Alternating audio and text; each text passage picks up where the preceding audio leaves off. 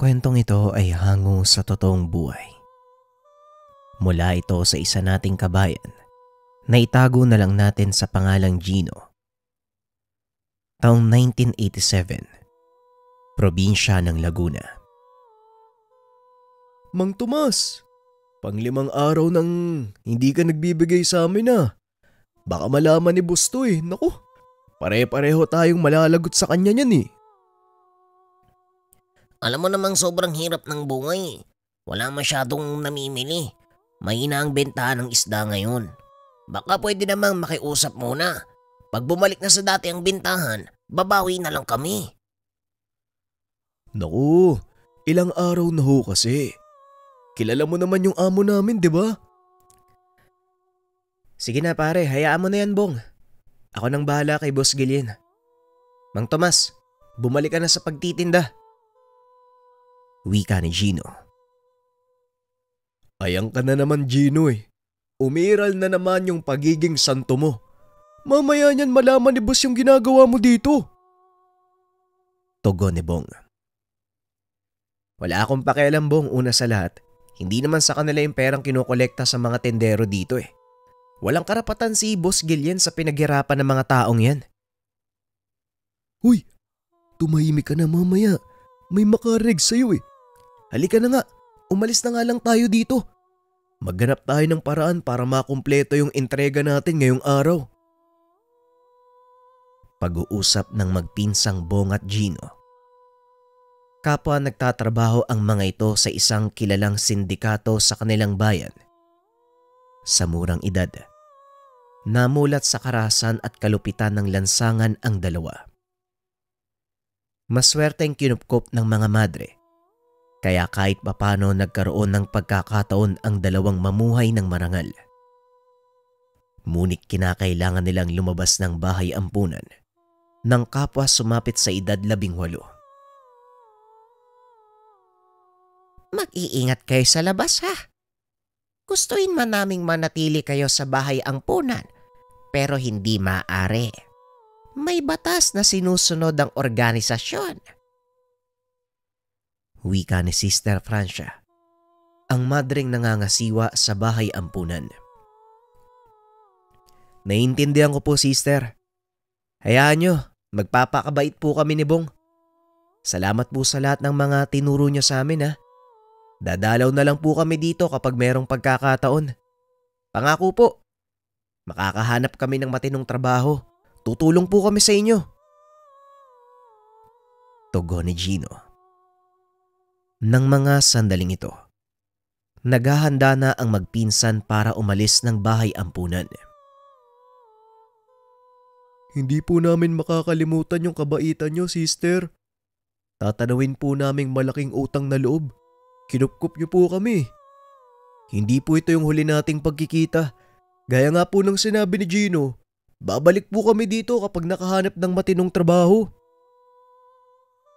Wika ni Bong. Ay, ganun ba? Aasahan ko yung mga sinasabi nyo ha. Patnubayan nawa kayo ng Diyos sa lahat ng gagawin nyo. At palaging tandaan ang mga pangaral ko sa inyo. Huwag niyong hayaan na baguhin kayo ng mundo. Ay sa halip, gumawa kayo ng paraan para mabago ito. Tugon ni Sister Francia. Tumuloy na sa paglakad ang dalawa. Habang nasa daan, nag-uusap ang mga ito. Alam mo Gino, hanggang ngayon, hindi ko pa rin maintindihan yung sinabi ni Sister Francia. Paano natin babaguhin yung mundo? Ang laki-laki nito eh. Ang daming pasikot-sikot. Hirap na nga tayong makahanap ng trabaho. Babaguhin pa natin yung mundo. Ikaw naman kasi, napakaliteral mong mag-isip. Ang ibig sabihin ni Sister, huwag kang magpapadala sa kasamaan ng mundo. Sa halip, ikaw yung magdala ng kabutihan dito. Marami kang makakasalamuhang tao sa mundo natin eh. May impluwensyahan ka. Imbis na ikaw yung maimpluwensyahan nila, ikaw dapat yung magbigay ng inspirasyon sa kanila. Tugon ni Gino. Ito ang naging prinsipyo ng binata. Ngunit naging mailap para sa kanya ang kapalaran. Kahit anong kabutihan ang ipakita sa kapwa, sinusuklian lang ito ng panloloko at kasamaan. Dahil sa kakulangan ng karanasan, hindi nakahanap ng matinong trabaho ang magpinsan. Pagbabarker ng jeep, pangongolekta sa palengke ang pangunahing pinagkukunan nila ng ikabubuhay. Yung tipong makakain lang ng 3 beses sa isang araw, ayos na para sa kanila. Natuto ding makibagay ang dalawa sa buhay lansangan. Hanggang sa dumating sa punto na wala na silang pagpipilian kung hindi ang kumapit sa patalim. Habang tumatagal, pahirap ng pahirap ang naging buhay ng dalawa. Ngunit nabago ang kapalarang ito nang makilala nila ang isang mayamang lalaki na nagngangalang Gillian. Isang umaga, habang papunta sa istasyon ng jeep, umaga pa lang ay nagkakagulo na ang lansangan dahil sa mga taong papasok sa kani-kanilang trabaho. Pagdating sa paradahan, hindi na nagsayang ng oras si Gino. Nagtawag ito ng pasahero. Isang lalaking nakasuot ng magarang damit ang lumapit at nagtanong. Maaari bang ituro niyo sa akin ang sakayan papunta sa Santa Rosa? Wika ng lalaki. Naku Manong, nasa kabilang kanto pa yung sakayan papuntang Santa Rosa eh. Sandali lang ho pupunuin ko lang yung jeep. Sasamahan na ho kita papunta dun, medyo delikado eh. Sandali lang Babalik na sana sa pagtatrabaho si Gino. Nang makita nito, tila nag-iiba ang reaksyon sa mukha ng lalaki. Ayos lang ho ba kayo, Manong? Hoy! Teka, anong nangyari sa'yo? Bakit duguan yung… Hindi na ituloy ng binata ang sasabihin. Biglang bumagsak ang lalaki. Dinala niya sa ospital. Napag-alaman na may saksak ito sa tagiliran. Mabuti na lang at hindi maluba ang tama. Ayon sa doktor, magigising na ito sa loob ng ilang oras. Nasaan ako? Anong nangyari? Tanong ng lalaki habang pinipilit na bumangon. Dinala ko po kayo sa ospital, Manong, na walang kayo ng malay eh. Ang sabi ng doktor, maraming dugo daw yung nawala sa inyo. Mabuti na lang, hindi tinamaan yung atay at bituka nyo. Pero maiba po ako, Manong Pwede bang malaman ko nung nangyari sa'yo? Kasi, nagkaroon ng kaguluhan. Oo, nagkaroon ng kaguluhan sa kabilang kalye. Nadamay lang ako. Wala naman akong ginagawa. Alam ni Gino na nagsisinungaling ito. Pero hindi na kumibo ang binata. Ganun ba? Pero nakakapagtaka, no? Pasensya na sa mga tanong ko Taga saan ho ba kayo? Anong gagawin mo sa Santa Rosa? Doon ako nakatira. Alam mo, utang ko sa'yo ang buhay ko. Sana, hayaan mong makaganti man lang ako sa kahit maliit na paraan. Pwede ko bang malaman bukod sa pagbabarker mo? Ano pa bang pinagkakakitaan mo? Wika nito. Dito na napaghalataan ng binata na meron siyang tinatago tungkol sa kanyang pagkatao. Bukod ho dun, wala na eh. Yun lang ho yung pinagkukunan ko ng makakain sa araw-araw. Pero maiba ako sa prangkang salita ho Naantala na ho yung paghahanap buhay ko dahil sa nangyari. Siguro naman may mga taong pwedeng tawagan. Babalik na ako sa paradahan ₱5 pa lang yung kinikita ko. Kahit kanin hindi yata ako makakabili nito Pasensya ka na kung nakabala ko. Pero walang nakakaalam sa mga kamag-anak ko tungkol sa nangyari sa akin. Hindi bale, ganito na lang. Ako nang bahala sa buong araw mong kikitain. Dadagdagan ko pa. Samahan mo lang ako makauwi doon sa Santa Rosa. Baka doon, maaari kitang bigyan ng trabaho Yan ay kung hindi ka namimili. Tugon ng lalaki. Nagpakilala ito sa pangalang Guillen. Hindi tinanggihan ng binata ang alok nito. Sinamahan ni Gino si Guillen pabalik sa sinasabi nitong tahanan. Laking gulat ng binata dahil huminto ang sinasakyan nila sa harapan ng napakalaking tahanan. Teka, sandali lang. Bakit dito tayo tumigil? Nasaan ba yung bahay nyo? Tanong ni Gino. Inikot nito ang tingin sa paligid. Napagtanto na walang ibang tahanan doon sa lugar. Ito mismo ang bahay ko. Pagpasensyahan mo na at napakalayo sa kabiasnan. Pero maaliwalas naman dito. Halika, tumuloy ka sa aking tahanan. Tugon ni Guillen. Sinalubong ito ng ilang kalalakihang nakasuot ng magarang damit. Binati ng mga ito si Guillen. Inalalayan papasok ng tahanan. Sandali lang. Seryoso ka ba? Bakit mo ko dinala dito? Huminto sa paglalakad si Guillen. Tinawag ang isa sa kanyang mga tauhan. Marcos, halika nga dito. Samahan mo si Tutoy. Teka, ano bang pangalan mo? Gino ho. Gino ang pangalan ko. Samahan mo si Gino sa tutuluyan niyang silid. Bigyan mo din ng maisusuot. Maligo ka. Magkita tayo sa pagkainan. Doon ko ipapaliwanag sa iyo ang lahat. Matapos magbihis lumabas ng kwarto si Gino. Nagulat ito nang makita ang pinsan si Bong. Nakaupo na sa mesa kasama ang ilan pa sa mga kalalakihang hindi nito kakilala. Oh, anong ginagawa mo dito, Gino? Hanap ako ng hanap sa'yo kanina sa paradaan eh. Sasabihin ko sana sa'yo na nakakita na ako na mapapasukan natin. Tapos malalaman ko, nauna ka pa pala. Ako nga yung nagulat sa'yo eh. Paano mong nakilala yung mga taong to? Narinig ko kasi, naghahanap daw sila ng mga tauhan. Hindi ko pa nga alam kung anong trabaho yung papasukan ko eh. Pero wala na akong pake. Hindi na mahalaga yun, kailangan kumita eh. Kailangan kumain sa araw-araw eh. Magsasalita pa sana si Gino. Ngunit dumating si Guillen. Mabuti naman at dumating na kayong lahat. Ito na ba ang mga bagong pasok? Ipinapakilala ko sa inyo si Gino, ang nagligtas ng buhay ko.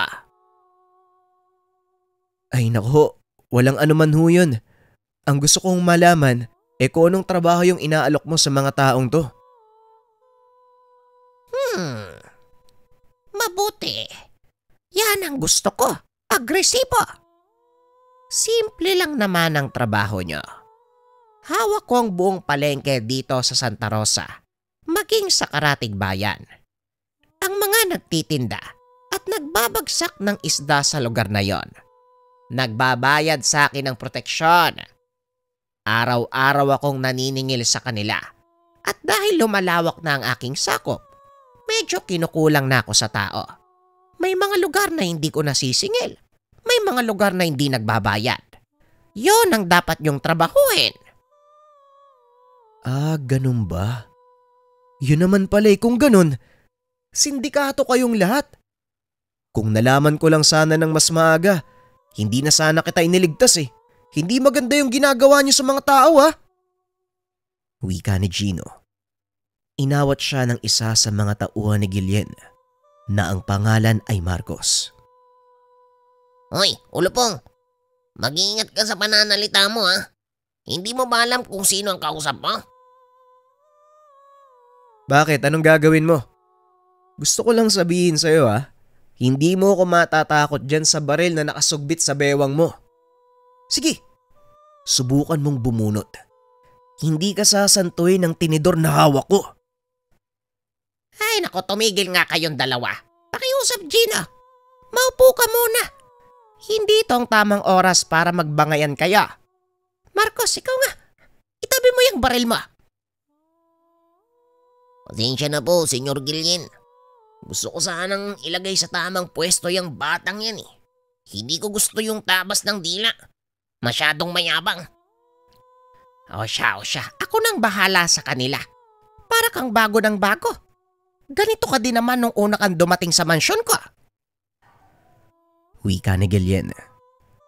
Napangiti na lang si Marcos. Tuluyang lumabas ng silid. Naiwan si Gino at Bong kasama si Guillen. Paano mong nakilala yung pinsan ko? Wag mo sabihing nagkataon lang yung pagkikita namin dito ha. Hindi na talaga ako maniniwala sa'yo. Maniwala ka man o hindi. Ganun nga ang nangyari. Hindi ko alam kung sino ang nakukuha ng aking mga tauhan. Pero sa kabilang banda, hindi ba mas maganda to? Dahil magkasama kayo ng pinsan mo sa trabaho. Meron kang katulong, meron kang kasangga. Hindi na nagsalita pa ang binata. Sa isip nito, wala na silang mahanap na matinong trabaho. Kaya minabuti na lang ng mga ito na tanggapin ang alok ni Guillen. Dito na nagsimulang makilala si Gino bilang isang sanggano. Kinatakutan ng binata sa isdaan, maging sa ibang bahagi ng bayan. Sa kabila ng ipinapakita na masamang ugali, may kakaibang kabaitan si Gino, bagay na hinahangaan sa kanya ni Guillen. Hindi na nagbago ang tingin ng binata sa amo. Itinuring niya itong masamang tao. Ngunit lingid sa kalaman ng binata, may isa pang katauhang tinatago si Guillen. Maagang nagising si Gino. Minabuti nito na magkape muna bago pumunta sa bayan. Bumaba sa bakuran ang binata. Nakita nito ang isang matanda. Nag-aasikaso ng mga tanim na bonsai sardin. Ay nako, napakaganda talaga ng mga halamang ito. Pero ang ipinagtataka ko, kung bakit pilit na binabaluktot ng mga tao ang sanga. Maganda na ang isang puno sa natural na paraan. Hindi na kailangang talian, baluktutin o putulin pa ang mga sanga.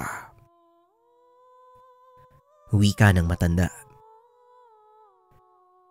Magandang umaga po sa inyo, Manong. Mawalang galang na po ha. Sino po yung kausap nyo? Wala namang ibang tao dito ah. Sino pa? Kung sino yung nakikinig, may nakikita ka pa bang ibang tao dito? Itong batang to. Napataas ng kilay si Gino. May pagkapilosopo ang matanda. Ayos din kayo, Manong ah. Matanong ko lang ho, kayo ho ba yung hardinero ni Guillen? Ay nako, mga bata ngayon kung magtanong, parang hindi nag-iisip. May ibang tao ka bang nakikita na nag-aalaga ng halaman dito? Ano ba yung mga tanong mo? Aba, ayos tong matandang to, loko to. Pinagbumukha pa akong Ay nako, masisira lang yung araw ko dito eh. Makaalis na nga lang. Wika ng binata sa sarili. Napahinto ito nang muling magsalita ang matanda. Gusto mo ba ang ginagawa mo dito, bata? Nagulat si Gino sa tanong nito. Ang alin, Manong? Itong trabaho ko? May pagpipilian ba ako? Wala naman, di ba? Wala namang tatanggap sa akin eh. Ay, nako talaga. Bakit ako tatanungin mo kung may pagpipilian ka? Nasa iyo ang desisyon. Hawak mo ang kapalaran mo. Napaisip si Gino sa sinabi ng matanda. Para sa kagaya ko, wala na siguro, Manong. Kaya nga pipilitin ko na lang ang maging masaya sa kung anong meron ako ngayon eh. Sabi nga ng isa sa aking malapit na kaibigan, huwag kong hayaan na baguhin ako ng mundo Sa halip, ako ang magdala ng pagbabago dito. Napangiti ang matanda. Inilapag ang hawak na gunting. Naglakad ito papunta sa mesa at naupo sa harapan ni Gino. Napakagandang kasabihan. Pwes, kung gusto mong magdala ng pagbabago sa mundong ito, simulan mo sa iyong sarili. Eto, tanggapin mo bilang pagsalubong. Maligayang pagdating sa mansyon ni Senyor Guillen. Wika ng matanda habang inilalabas ang isang sinturon. Manong naman oh, may sinturon po ako eh. Pero ang ganda nito ah. Kaya hindi ko to tatanggihan. Suotin mo nga. Titignan ko kung bagay sa'yo. Isinuot ni Gino ang sinturon. Laking gulat nito dahil biglang bumigat ang kanyang pakiramdam. Naupo ang binata. Unti-unting nararamdaman na tila may kung anong lumilikop sa kanyang katawan. Isa kang mabuting tao, Gino. Hindi ako manghihinayang na dalhin kita sa pamamahay ko. Alam kong may magagawa kang kabutihan sa kapwa mo.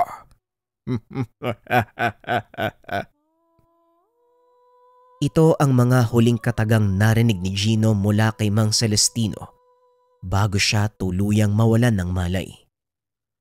Nagising na lang ito. Niyuyugyug siya ng pinsan. Gino! Uy! Gino! Ano bang ginagawa mo dito? Bakit ka natutulog sa bakuran ng mansyon? Pag nakita ka ni Senyor Guillen, ako, mayayari ka niyan eh. Wika ni Bong. Pupungas-pungas pang bumangon ng binata. Dali-daling inayos ang sarili. Napansin nito ang sinturong nakalapag sa mesa. Tinignan ng kanyang suot. Naalala nito ang matandang kausap kani-kanina lang. Hindi ko alam kung nananaginip ba ako kanina eh. Pero may nakita ka bang matandang lalaki na nag-aayos ng bonsai dito kanina? Kausap ko yun eh. Tanong ni Gino. Dinampot ni Bong ang tasang ininuman ng binata. Teka, hindi naman alak yung laman ng tasang to ah. Pero bakit ang aga-aga parang lasing ka na? Wala naman tayong matandang lalaking kasama dito eh. Ang pinakamatanda sa atin, yung 1 tauhan lang.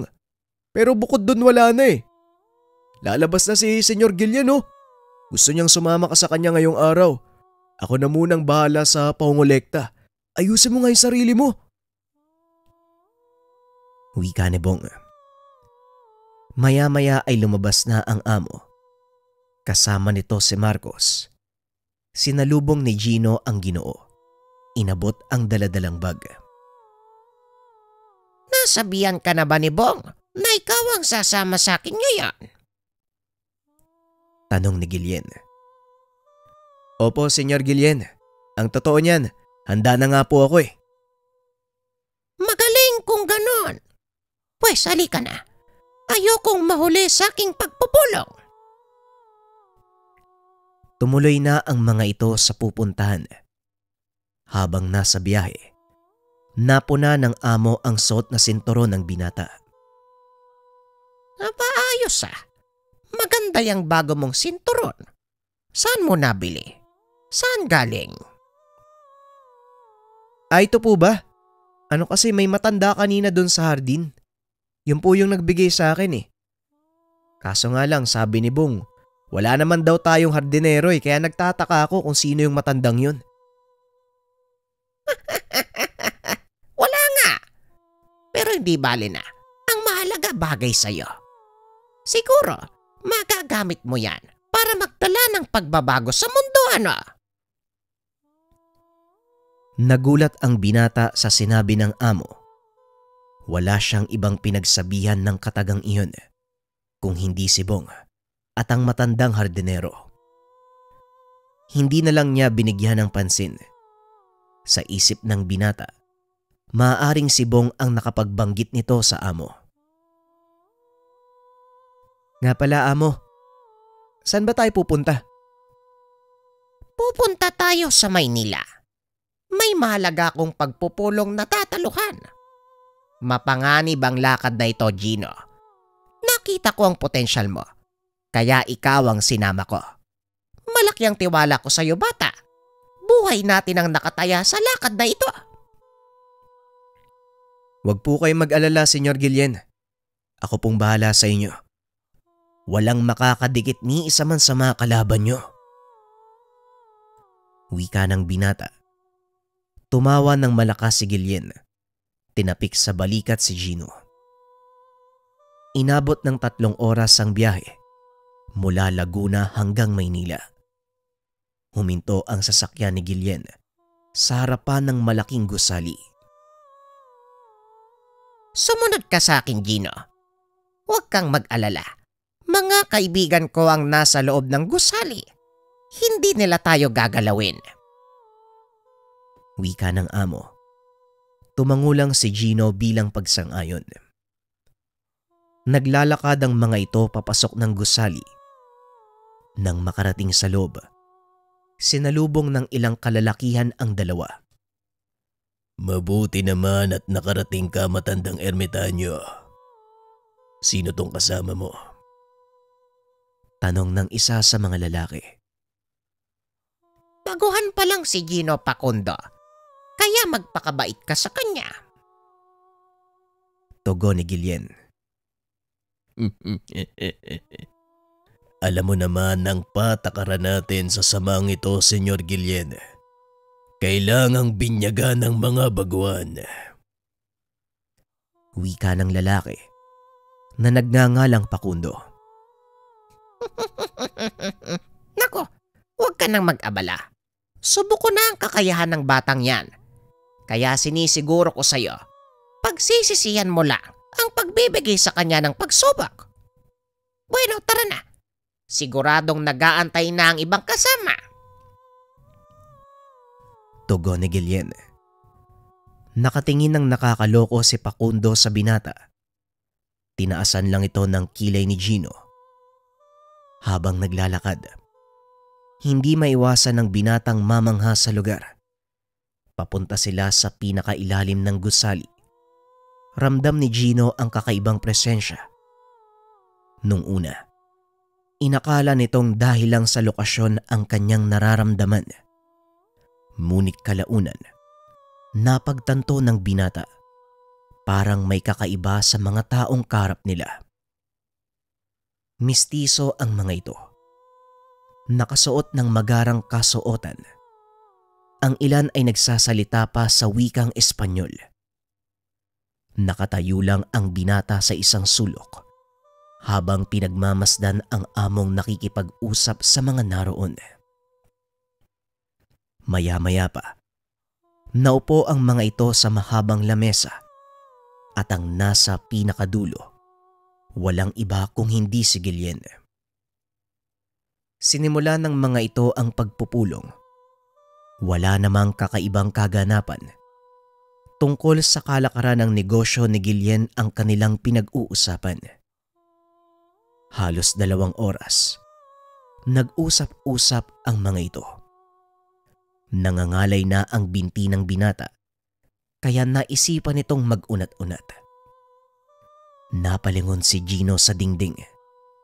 Doon niya nakita ang ilang larawang iginuhit ng kung sino. Batay sa mga nakikita, alam ni Gino na mahalagang tao ang mga ito. Hindi pamilyar sa kanya ang mga pangalang nakasulat. Ngunit laking gulat ng binata nang makita ang muka ng matandang hardinero. Hindi kumibo si Gino dahil nasa kalagitnaan ng pagpupulong ang kanyang amo. Inantay niyang matapos ang pag-uusap at saka pa lamang nagsalita. Pasensya na po, Senyor Guillen. Pero may itatanong lang po sana ako sa inyo. Ano po yung ginagawa ng letrato ng hardinero? Bakit nandyan sa dingding ng kwarto? Tanong ni Gino. Narinig ni Facundo ang tanong ng binata Kaya nilapitan niya ito at hinatak sa kwelyo ng damit. Yan ang hirap sa inyong mga tao. Masyado kayong arugante. Paano mong naatim na tawaging hardinero ang sarili mong Panginoon? Lapastangan kang tagalupa! Wika ni Facundo. Hindi naman umawat si Guillen. Sa halip ay umatras ito. Hinayaan si Gino sa susunod na gagawin. Hinawakan ng binata ang kamay ni Facundo at nagsalita. Ang lakas ng loob mong kwelyuan ako ah! Sino ka ba sa palagay mo? Nanlaki ang mga mata ni Facundo nang maramdaman ang kakaibang lakas ng binata. Unti-unti nitong nabibitawan ang kwelyo ni Gino hanggang sa tuluyan nitong napaluhod dahil pinipilipit ng binata ang kamay niya. Sa pagkakataong iyon, si Guillen ang nagsalita. Hindi ba gusto mong subukan ang aking bagong alalay? Ngayon na ang pagkakataon mo, Facundo. Ikaw naman, Gino. Huwag kang magpipigil. Kahit mapatay mo siya, wala kang dapat alalahanin. Wika ni Guillen. Umatras ng bagya si Gino at nagunat ng katawan. O sige, tignan natin kung hanggang saan yung yabang ng taong to. Kanina mo pa ako pinipikon eh. Hindi ko alam kung saan ka kumukuha ng lakas ng loob para sabihin sa akin ang mga katagang yan. Sa hula ko, wala kang ideya kung ano ang pinapasok mo, bata. Ay nako, puro kasatsat. Bakit hindi mo na lang ipakita yung mga sinasabi mo? Masyado kang madaldal. Wika ni Gino. Sinugod nito si Facundo. Laking gulat ng lahat dahil nagawang pabagsakin ni Gino ang malaking lalaki sa pamamagitan ng isang suntok. Dahan-dahang tumayo si Facundo. Kinapa ang kanyang bibig.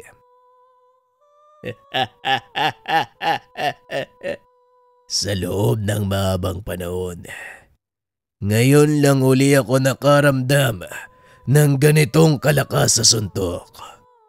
Mukhang hindi nga nagkamali ng pagpili sa iyo ang matandang ermitanyo.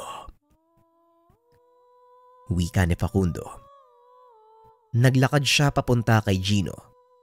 Hinawakan sa balikat ang binata. Kung ano man ang binabalak mo, huwag mo nang ituloy. Hindi ako magdadalawang isip na patayin ka. Wala kang dapat ipag-alala. Napatunayan mo na ang iyong sarili, bata. Maligayang pagdating sa aming samahan. Wika ni Facundo. Napalingon si Gino kay Guillen. Nakatitig lang ito sa kanya habang nakangiti. Maya-maya ay isa-isa nang nag-alisan ang mga tao sa silid. Naiwan si Guillen at Gino nag-aayos ng mga kagamitan. Dito na inilahad ni Guillen ang lahat ng tungkol sa kanyang pagkatao. Alam kong naguguluhan ka sa mga pangyayari. Siguro nga oras na para malaman mo kung ano ang pinasok mo. Wika ni Guillen. Naupo si Gino sa tapat nito. Hinayaang magsalita ang Ginoo. Ang samang ito ay binubuo ng matataas na uri ng mga engkanto at ako ang namumuno sa kanila. Kung napapansin mo, ang mga tao sa palengke, kagaya ni Tomas, sila ay mga engkantong piniling mamuhay dito sa mundo ng mga tao. Hindi ligtas ang kanilang pananatili sa lugar na ito. Kaya kailangan nila ng proteksyon laban sa mga tumutugi sa kanila. Pagpapaliwanag ni Guillen. Sa puntong ito ay gustong matawa ni Gino dahil sa kanyang mga naririnig. Hindi makapaniwala ang binata na nagsasalita ang isang kagalang-galang na Ginoo tungkol sa mga engkanto. Alam mo, Senyor Guillen, hindi talaga ako naniniwala sa mga engkanto eh. Pero sa naririnig ko sa'yo ngayon, parang hindi ko na alam kung alin pa yung totoo. At saka kung alin yung hindi totoo. Ano ba naman kasi yan? Nauunawaan ko. Kaya makinig kang mabuti. Muling itinuloy ng matanda ang kanyang salaysay. Ayon dito, matagal na panahon na ang nakakalipas nang magsimulang pumunta ang mga engkanto sa mundo ng mga tao. Nagustuhan nila ang kapaligiran dahil na din sa higit na kakaiba ang mundong ginagalawa ng mga tao kaysa sa mundong ginagalawa nila. Ang ilan ay piniling manatili sa mundong ibabaw, ngunit sa kasamaang palad, nanganib ang buhay nila dahil sa mga manggagamot, antingero. Pilit silang pinababalik sa kanilang mundo. Kung gano'n naman pala, bakit ba kasi gusto nilang mamuhay dito? Hindi nga nila mundo to eh. Tanong ni Gino. Masyadong masalimot ang mundo ng mga engkanto. At dito sa mundo ng mga tao, natagpuan nila ang kalayaang wala sa kanilang pinagmulan. Ang ilan sa kanila, nagkaroon na ng pamilya dito. Nagkaanak ng mga babaeng mortal. Bagay na hindi nila magagawa sa pinanggalingang komunidad. Ikaw, paano ka namang nakapasok sa ganitong, ano bang tawag dito? Propesyon? Magandang tanong! Tinanggal nito ang kanyang balabal. Nanlaki ang mga mata ni Gino nang makita ang matandang hardinero. Alam kong nagulat ka, pero kumalma ka lang dyan. Maupo ka at ipapaliwanag ko sa iyo ang lahat ng bagay. Ang katauhan ni Guillen ay balat kayo ko lang.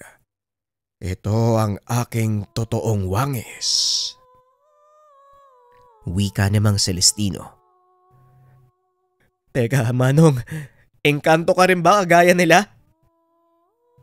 Tanong ni Gino. Natatakot na ito kahit ayaw niyang ipalata.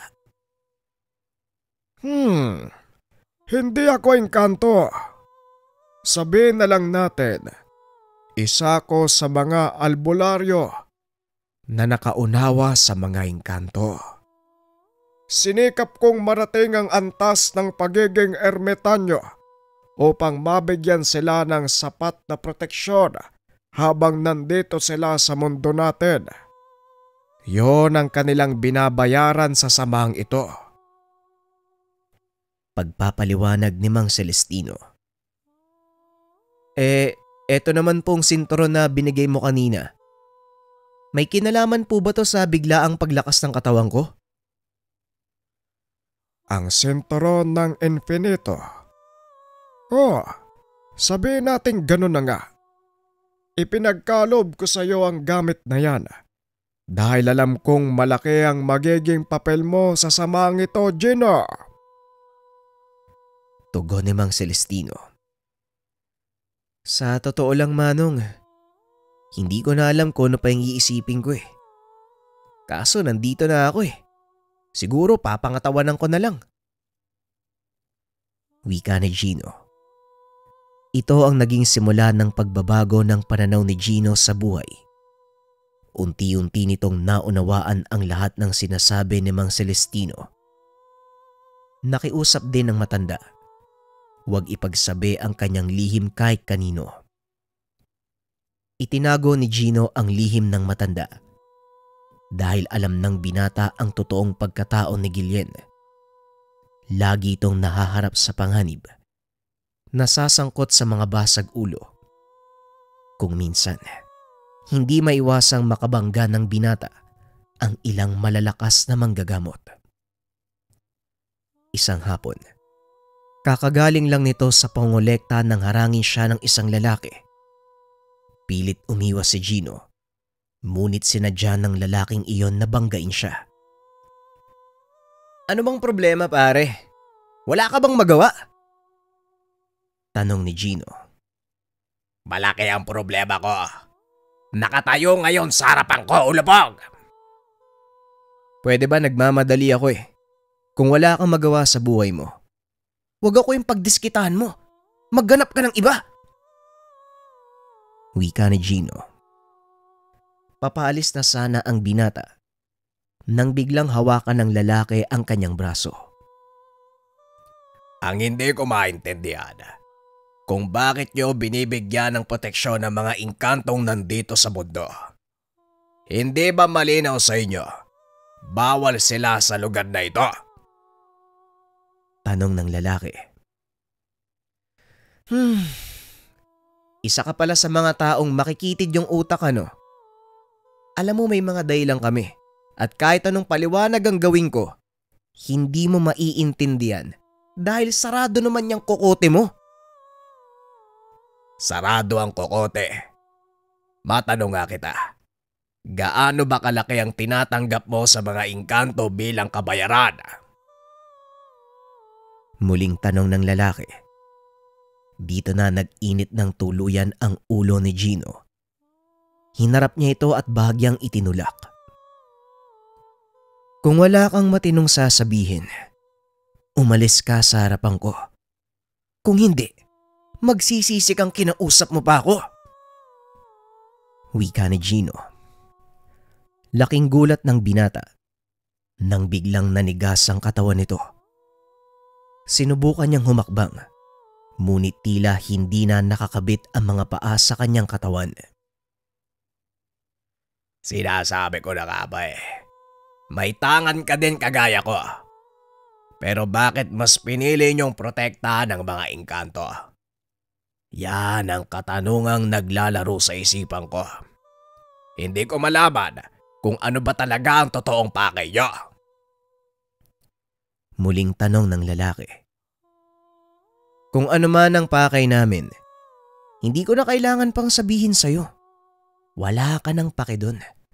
Dahil kahit anong paliwanag ang gawin ko, hindi nun mababago yung paniniwala mo eh. Tugon ni Gino. Kinalas ng lalaki ang tigalpong ibinato nito sa kanya at nagpakilala.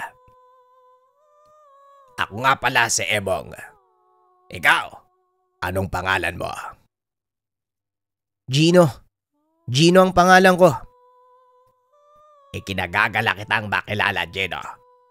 Tungkol naman sa pagpapaliwanag, bakit hindi mo subukan sa akin? Malay mo maintindihan ko. Puro kasi tanong yung nasa isip ko eh. Kung walang magpapaliwanag sa akin, hindi ko mauunawaan. Wika ni Emong. Sabay turo sa isang bakanteng mesa sa tabi ng tindahan. Nag-inuman ang dalawa. Hanggang sa hindi na malaya ni Gino, nagiging kampante na siya sa kausap. Pinaliwanag ni Emong ang tungkol sa sarili. Ganon din si Gino. Napagtanto ng binata na hindi namang masamang tao si Emong. Sadyang hindi lang sila nagkakaunawaan pagdating sa napiling prinsipyo. Hindi ka naman pala masama, Emong eh. Siguro nga hindi lang tayo nagkakaintindihan. Ibang pananaw mo sa pananatili ng mga engkanto dito sa mundo ng mga tao eh. Iba din naman yung sa akin.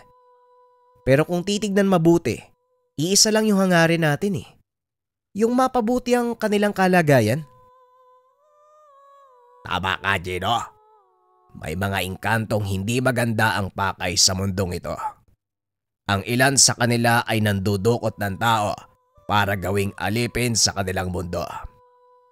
At ang ilan naman, ginagawang konsumo ang mga kagaya natin. Kaya kami nandito eh. At isa sa mga nasa ilalim ng proteksyon mo ang hinahanap kong engkanto. Pasensya na kung kinumpronta kita, kaibigan.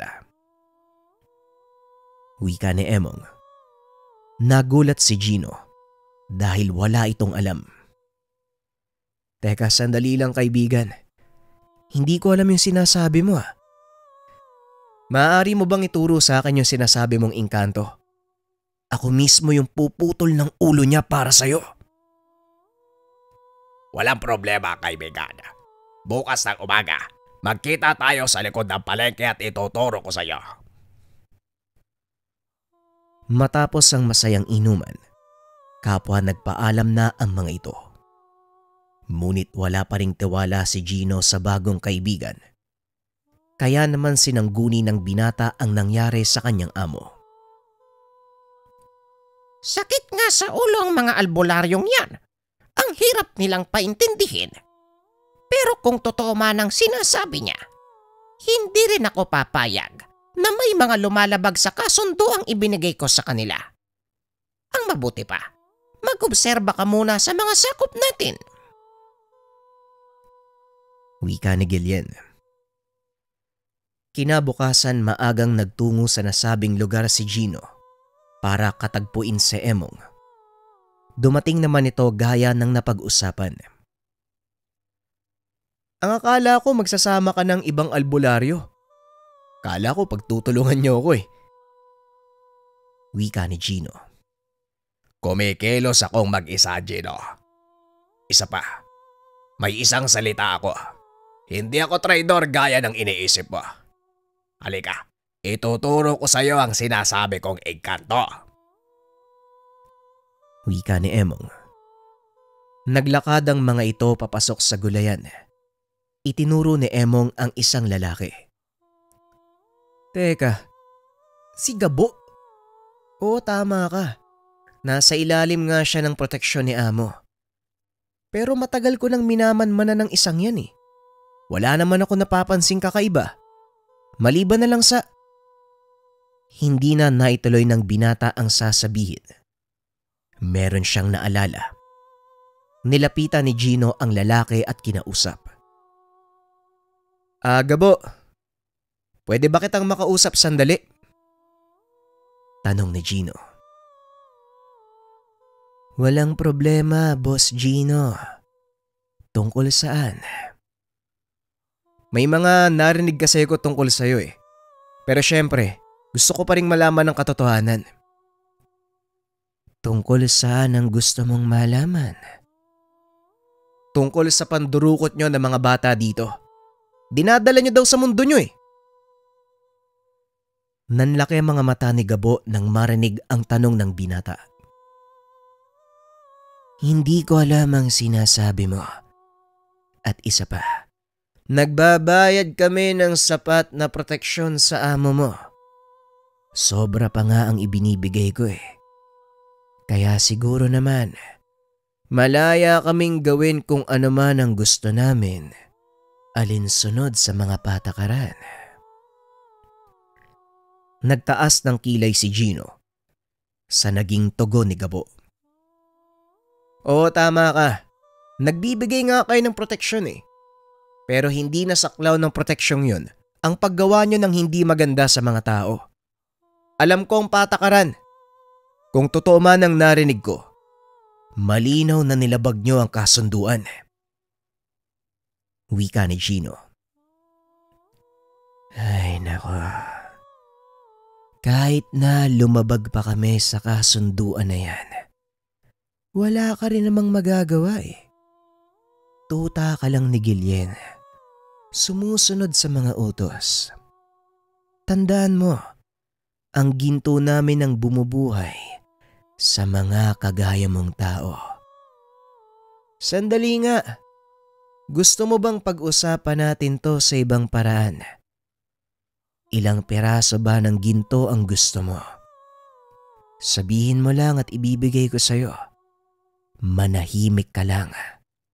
Total, yun lang naman ang habol niyong mga tao, hindi ba? Lalong nag-init ang ulo ni Gino sa mga sinabi nito. Ngunit nanatiling kalmado ang binata. Mukha bang ako yung tipo ng tatanggap ng lagay mula sa'yo, Gabo? Yan ba ang tingin mo sa akin? Tanong ni Gino.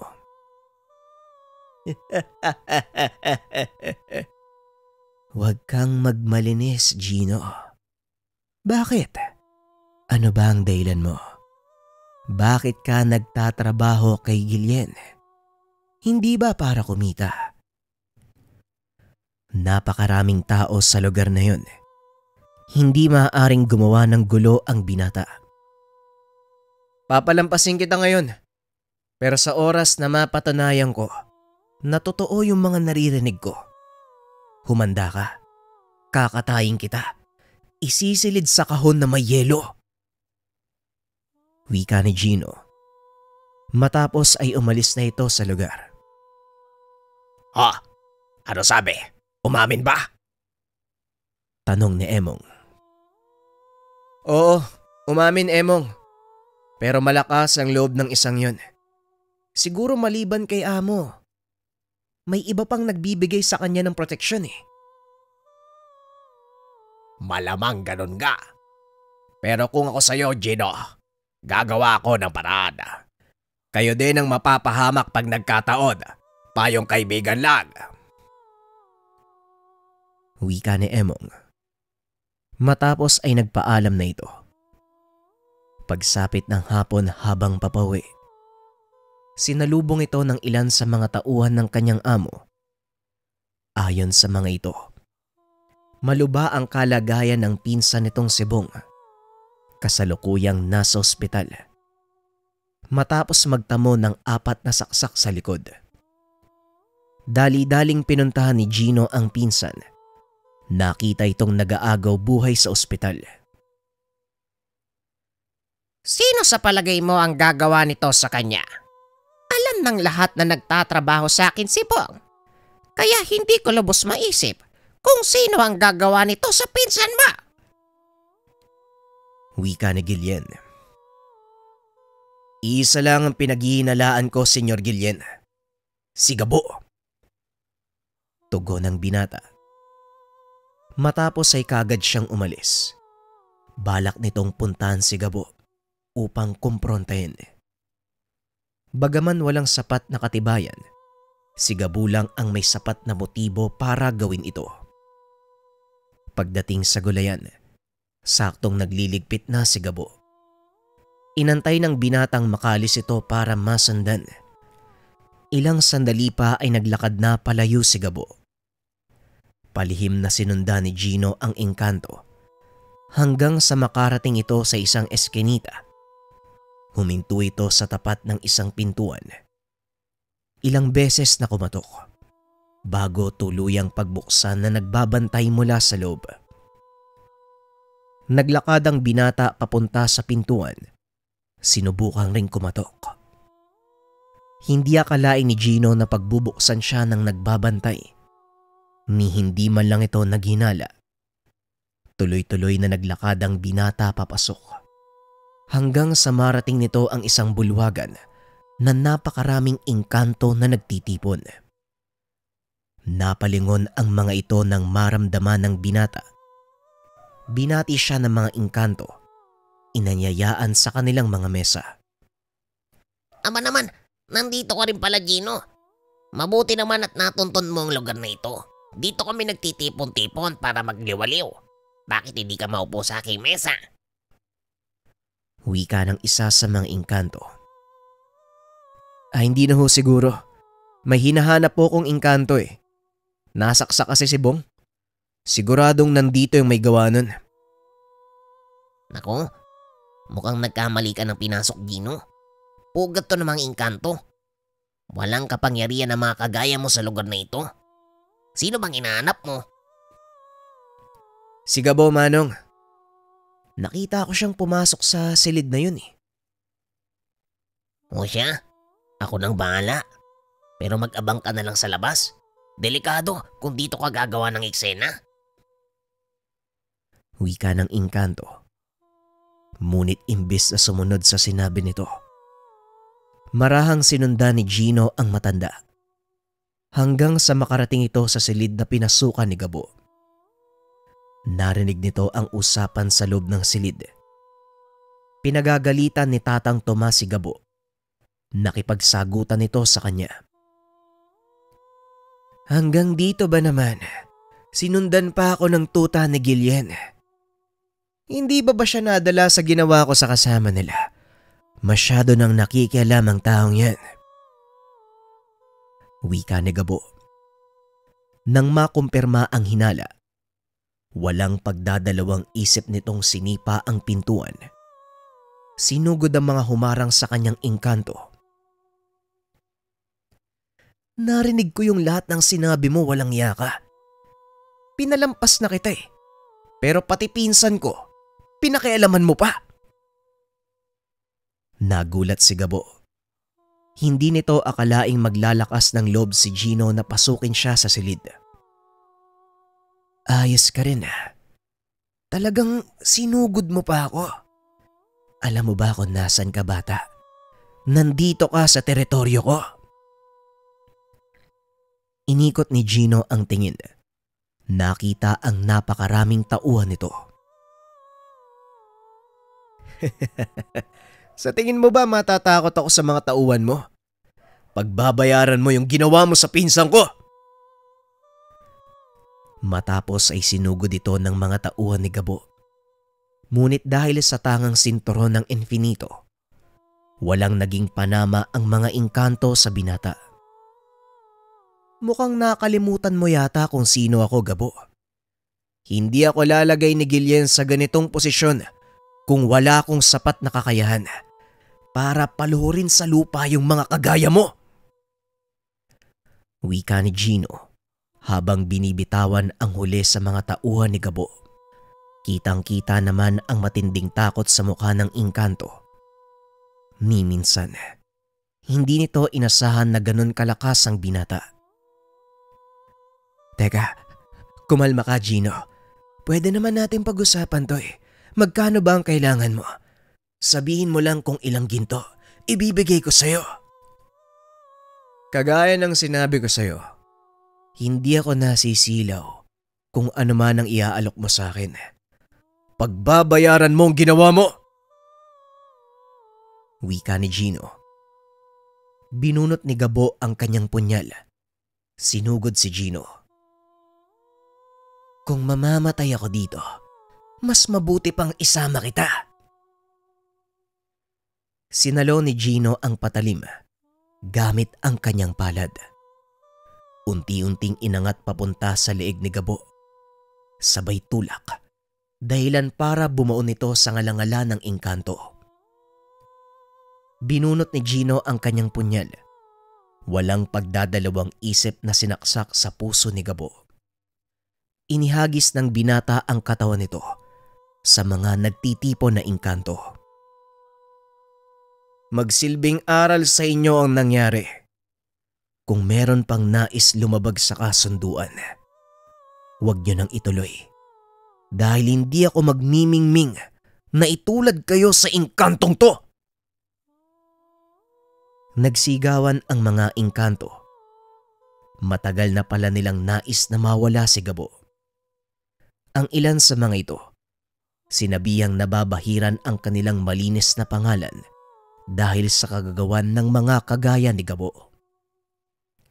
Sinigurado naman ni Gino na hindi niya nahahayaang mangyari pa uli ang ganitong bagay. Nakarating kay Guillen ang nangyari. Imbis na magalit ay natuwa pa ito. Mahusay, bata. Huwag kang mag-alala. Kagaya ng sinabi ko, walang makakaalam ng mga nangyari. Lubusang pinagkatiwalaan ni Guillen si Gino sa lahat ng transaksyon hanggang sa paglipas ng mga taon. Sa palagay ko, handa ka na, Gino.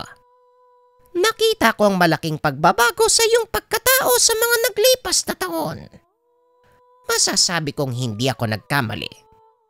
Ngayon, unti-unti na akong nililisan ng aking lakas. Gusto kong ikaw ang pagpatuloy ng aking nasimulan. Magpakilala kang masama sa mata ng kapwa mo tao. Ngunit gumawa ka ng kabutihan habang hindi sila nakatingin. Ito na ang pagkakataon mo para magdala ng pagbabago sa mundo. Wika ni Guillen.